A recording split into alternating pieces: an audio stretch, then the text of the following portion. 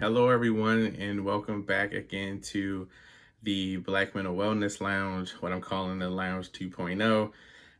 I'm Brandon Johnson. I'm the host of this great show, and I'm feeling really excited today because yesterday YouTube surprised me with including the Black Mental Wellness Lounge in an email that is sent out to all of its other creators that are on their platform.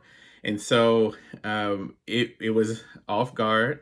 I didn't know it was coming, and I was so excited to see it. And I didn't even know it happened until someone who saw it decided to jump on the page and let me know that YouTube sent it out and that they had subscribed and appreciated the page. And I was so stunned. I had gotten the email myself, but I didn't read it all the way through, full disclaimer. And so I reread it and got to the bottom and got to see that they highlighted the Black Mental Wellness Lounge. And I'm just so thankful to YouTube for their platform, for highlighting us, for understanding the importance of Black mental health, and that Black mental health has to be talked about differently. It's not mental health, and the mental health space cannot just be one size fits all. We really need tailored interventions, prevention strategies, conversations around mental health have to be different. And so I'm so grateful to you two for doing that. And so thank you all so much for that. Welcome to all my new subscribers, for everyone who saw it and decided that this was a worthy enough page and cause to jump on. I'm so excited to have these conversations with you, for you all to be a part of these conversations. Please let me know in the comments anything else that you would like to see from the page, any other topics you want us to address. So I do have some programming scheduled out for the next couple of months, but I really do want to know how I can create content that really speaks to what you're experiencing. So if I can't answer something, or if I can't talk about it, I absolutely have a network of guests that I would love to bring on to talk more about some other issues. And so again, welcome. So we're going to transition now. I wanted to address this topic, a topic that is close to my heart, and one that I know so many people are involved in right now, just because of the current climate and where things are. But I really wanted to get into activism and advocacy in terms of mental health, right? And in terms of how we can support each other in this space, since so many of us have found ourselves in a new place of activism and advocacy. I can even say, for my new viewers, this page is built out of advocacy and activism, and seeing what was happening and having my professional mental health space and doing what I do in my day job, but wanting to impact communities and wanting to create and package up mental health information in a really easy way so that other people can digest it and get some information and resources from it. But activism and advocacy has been a part of the Black community, I mean, since we got here, right? There's been so many different needs that we've had to address through advocacy and activism, through the support of other people, and looking out for one another and taking care of other people, from slavery to civil rights to voting rights to racism, discrimination, marginalization, fighting for equity and equality across employment and across loans, across schooling and education, fair housing, all of those things. We've had so many reasons to be in a state of activism and advocacy since we've been in this country, and so as we talk about that, we often talk about advocacy and activism from this place of these big, large events that need to happen, in terms of, having rallies and protest, and, the things that we've been seeing in light of, George Floyd and Breonna Taylor, previously, Freddie Gray, Philando Castile, and so many others, unfortunately, with that ever growing list of individuals who have been killed by police. But activism and advocacy doesn't always show up that way. And so, if you're a parent and you have a child and you've gone to their school, you've gone to PTA meetings, that's advocacy as you're, looking to make sure that the school is meeting the needs that your child has. That is advocacy. As we talk about individuals who are caregivers for older adults and work to make sure that they have all of their needs. If they're in an assisted living situation, making sure that that agency in that place is really taking care of, that older adult in the way that they should take care of them. So often in employment, there's so much advocacy and activism that takes place at work, whether it be for your own rights, your own thoughts and feelings, whether it be for a coworker who may be experiencing an adverse situation, or if your work touches other people, there's also the advocacy of making sure that what you're doing is appropriate and will have the appropriate impact for the appropriate people or a widespread group of people. That is advocacy and activism. And so, as we continue to unpack that, advocacy and activism are also good, can be good for our mental health. What it can do is that it can give us a sense of purpose, right? It gives us a sense of purpose and what we want to do and why we're here in life, and it gives us a drive and a motivation to be engaged on behalf of other people.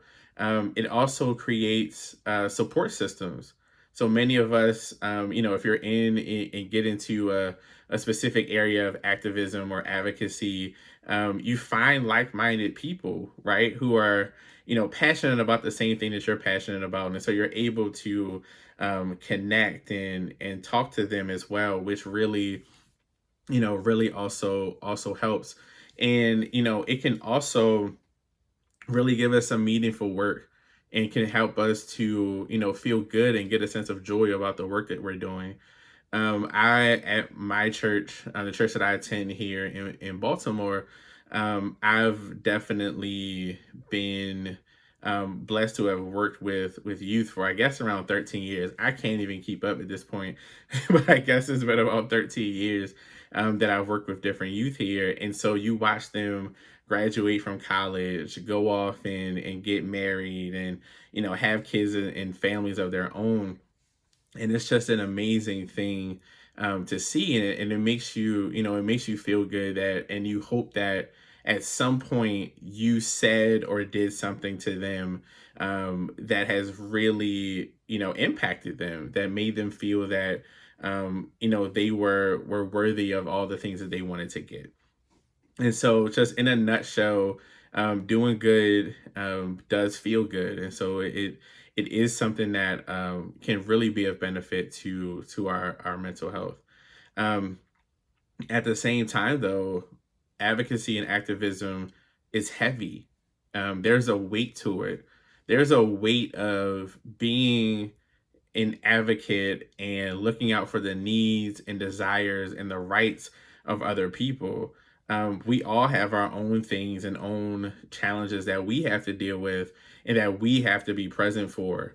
And in activism and advocacy, we're often doing the same thing for someone else, right? Out of passion, out of love, out of kindness. And so, like, there's also a level of compassion and empathy that comes with it.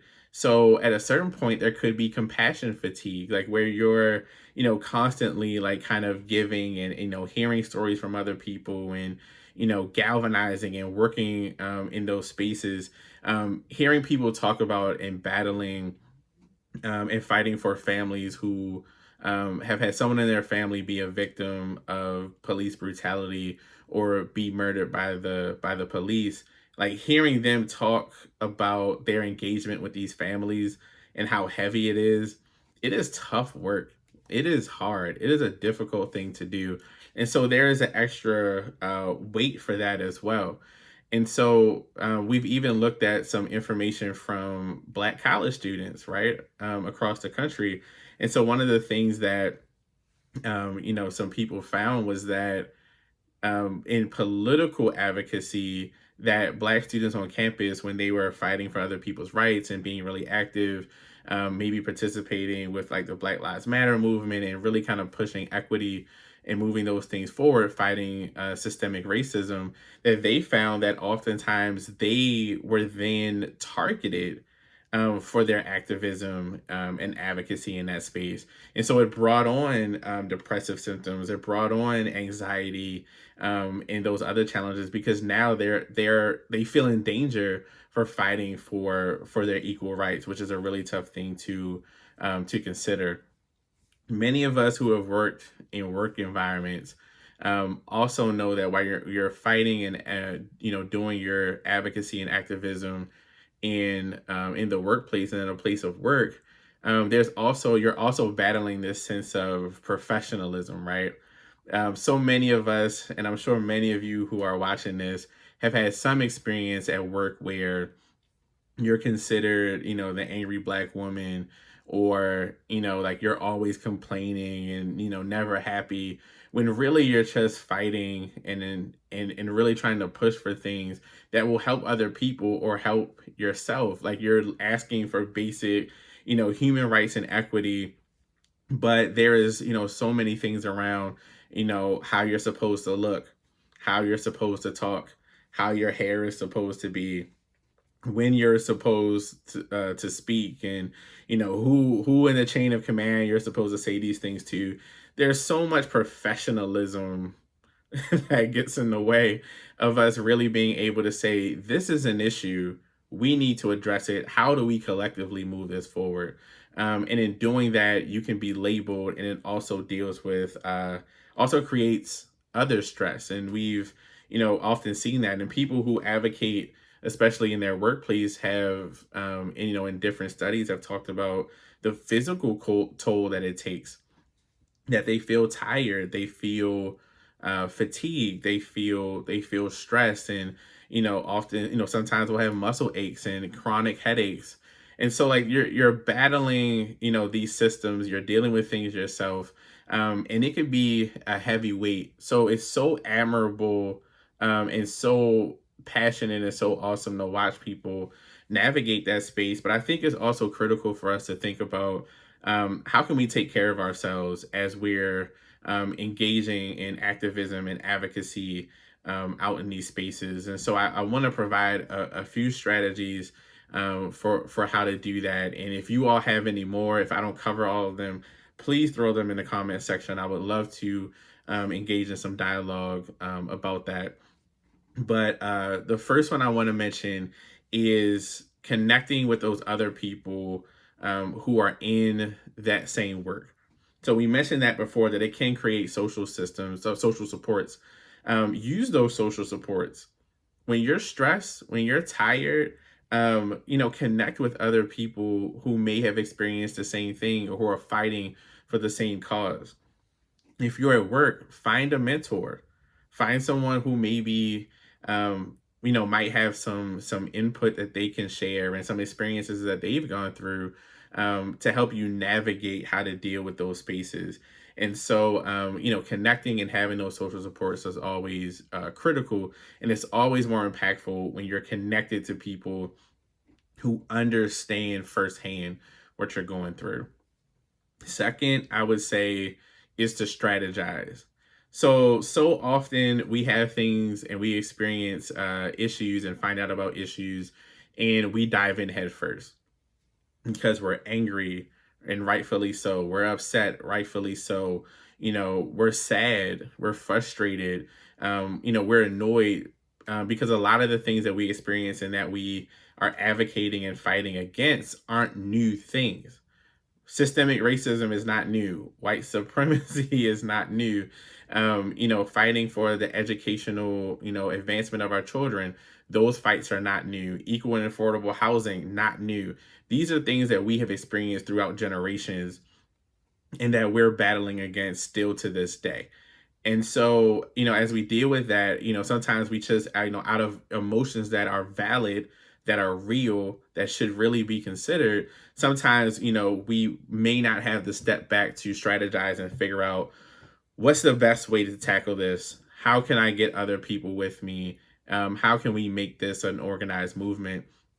So strategy and strategizing is very important. So use that time, use that anger, challenge it into figuring out how step by step do we create a plan that we can tackle this issue a little better. And again, I'm not devaluing any feelings and emotions, because that's the heartbeat that drives us to do this work, right? So we need that, but we also need to be able to take a step back and strategize and figure out what's the best way to tackle these things. Another one, ask for help. Sounds simple, but so often we'll do this work and we'll do work in different spaces, and we feel so much of the work is something that we need to handle, something that's been put on us, a sense of purpose, and a passion that we have to address. However, there is strength in numbers. We can put some of the weight on other people who are able to do it, especially with caregivers and parents and people who are naturally selfless, right? Who are naturally like, I'll do it. If nobody else will do it, I'll do it. Like, I'll figure out how to make this work. That is admirable, but that can also lead to burnout. That can also lead to resentment for other people around.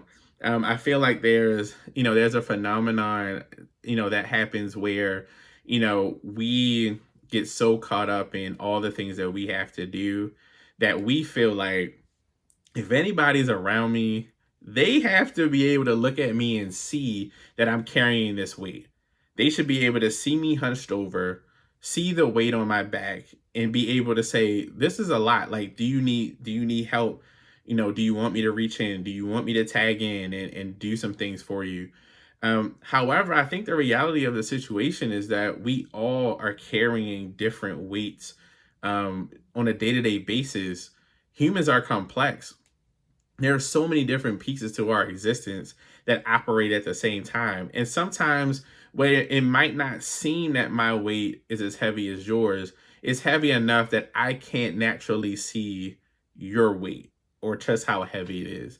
So I think open communication amongst family, friends, support systems, workplaces, for people to be able to say, no, I need some help. This is a lot. This is too much. I need someone to help me with this. And I think if we can do that more often when we're comfortable, I think that can be another strategy for us. So lastly, all I'll say is keep pushing. The work that you're doing is so important. People don't hear that enough. We see you and we value the work that you're doing. Especially in our community, there's so much that we push and fight for, and it feels like we don't get the results. We feel like we don't get, that widespread impact that we think that we're going to have. And sometimes it's about just helping the one or two people in our spaces. But we need your voice. We need your work. Somebody needs it. Somebody needs what you're doing, what you're pushing for. And sometimes we don't see the full impact of the work that we're doing, but that doesn't mean that we're not having impact. And so continue to push, take breaks when needed. If you're a new subscriber, I did a previous video on rest and what rest means and how we should do it, and, talking about some of that stuff. So go check that video out if you're interested in that. But definitely remember to take those breaks, but continue to keep pushing. So that's what I wanted to cover today. If you have any other thoughts about it, please drop those in the comments. I would love to have a conversation about those. Until next time, be well. Remember to subscribe, to like the videos, and please share this with other people that you think it may help. So many of us are doing some really great work, but we want to make sure that we're taking care of ourselves at the same time. So thank you all so much for jumping on the line.